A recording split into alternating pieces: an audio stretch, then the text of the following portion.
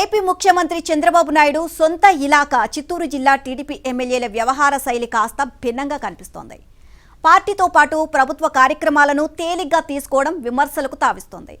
కూటమి ప్రభుత్వం 2 ఏళ్ల విజయోత్సవ సభకు పలువురు శాసనసభ్యులు డుమ్మా కొట్టడాన్ని కేడర్ తప్పుపడుతోంది. ప్రజాప్రతినిధులు బాధ్యతారాహిత్యంగా వ్యవహరిస్తున్నారని కార్యకర్తలు ఆగ్రహంగా ఉన్నారు. శాసనసభ్యుల ఉదాసీన వైఖరికి కారణమేంటి? మంత్రి పదవి ఇవ్వలేదు అన్న అసంతృప్తితోనే పార్టీతో పాటు ప్రభుత్వ కార్యక్రమాలను లైట్ తీసుకుంటున్నారా? త్వరలో జరిగే స్థానిక సంస్థల ఎన్నికల్లో ఈ వ్యవహారం సమస్యగా మారే అవకాశం ఉంది అన్న కేడర్ ఆందోళన నేతలకు పట్టడం లేదా? ఎమ్మెల్యేల తీరుపై ప్రజల్లోకి తప్పుడు సంకేతాలు వెళ్తాయి అన్న అధినాయకత్వం పట్టించుకోవడం లేదా? Watch the story. చిత్తూరు జిల్లా ముఖ్యమంత్రి చంద్రబాబు నాయుడు సొంత ఇలాకా.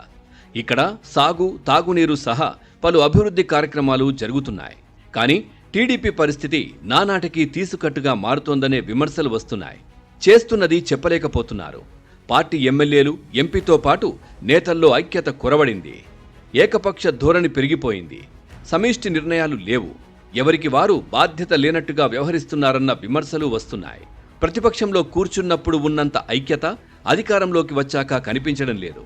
కూటమి 2 ఏళ్ల పాలనలో చేసిన అభివృద్ధి, జరుగుతోన్న ప్రగతిని ప్రజాప్రతినిధులు సమీక్షించిన దాఖలాలు లేకపోవడం విమర్శలకు తావిస్తోంది. జిల్లా సమీక్షా మండలి, జిల్లా పరిషత్ సమావేశాలకు ఎంపీలు, ఎమ్మెల్యేలు డుమ్మా కొట్టడం పరిపాటిగా మారింది. నియోజకవర్గాల్లో పర్యటించి ప్రజలతో మమేకమైంది లేదు. ప్రజాప్రతినిధుల మధ్య సమన్వయం కొరవడింది. ఎవరికి వారే అన్నట్టుగా వ్యవహరించడం విమర్శలకు తావిస్తోంది. కూటమి ప్రభుత్వ 2 ఏళ్ల పాలన, విజయోత్సవాలను జిల్లా స్థాయిలో ఘనంగా నిర్వహించాలని నిర్ణయించినా ఎవరికి వారు తేలిగ్గా తీసుకున్నారు.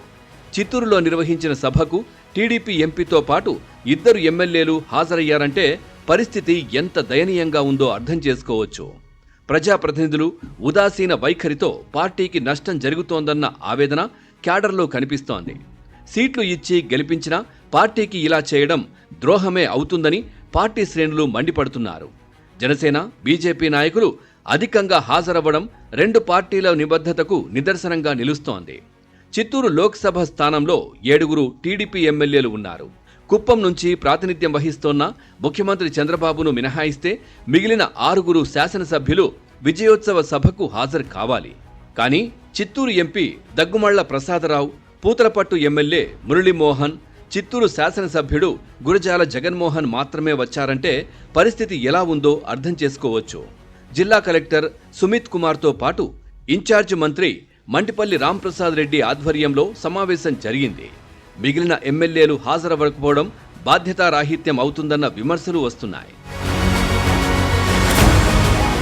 2024 ఎన్నికల్లో గెలిచిన ఎమ్మెల్యేల్లో కుప్పం నుంచి ప్రాతినిధ్యం వహిస్తోన్న సీఎం చంద్రబాబు నాయుడు, పలమనేరు ఎమ్మెల్యే అమర్నాథ్ రెడ్డి మినహా మిగిలిన 5 ఫస్ట్ టైం ప్రజాప్రతినిధులు.